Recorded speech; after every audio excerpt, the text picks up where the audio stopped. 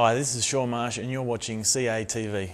Yeah, look, I thought they bowled really well. Both Hughes and I knew that the first hour or two was probably going to be hard work. And yeah, we had a reasonable start and unfortunately couldn't string sort of any partnerships together today. So that was probably the story of the day. I think we only had 2 partnerships over 50. So credit to the South Africans. I thought they bowled pretty well and stuck to their plans really well. No, not at all. I don't think that has anything to do with it, to be honest. As I said, I think South Africa bowled well. And once they got a bit of a sniff there after lunch with a couple of wickets on the trot, as I said, I think the key was we just didn't string any partnerships together throughout the day, and that's what we probably have been able to do in the first couple of tests. But today that didn't happen, so credit to them. Yeah, look, obviously the balance of the team's slightly different.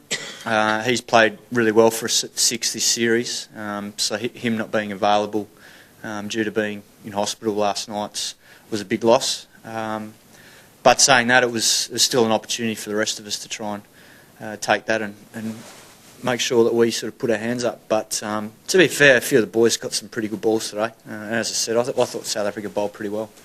It didn't feel flat early on, but I guess that's the nature of the game. Yeah, look, late today, obviously the fact that they're none for 50, whatever they are, we were the same, but hopefully we can make a few inroads early in the morning and chip away at them. So, yeah, look, it is below what we would have expected, but all series we've kept chipping away and the bowlers have done a great job. So hopefully if we can win the first session tomorrow, we can get back on track. Not at all. I think when you go out to bat, it's pretty much business as usual. I mean, whether you're one batsman short or not, I don't think it really affects your mindset, to be honest. Yeah, definitely. I mean, even though we won those tests, we knew that they were both very good contests. So, and that's the way, the character of the South African team, as we saw in Australia as well, was that they just keep coming at you, and this is a prime example today.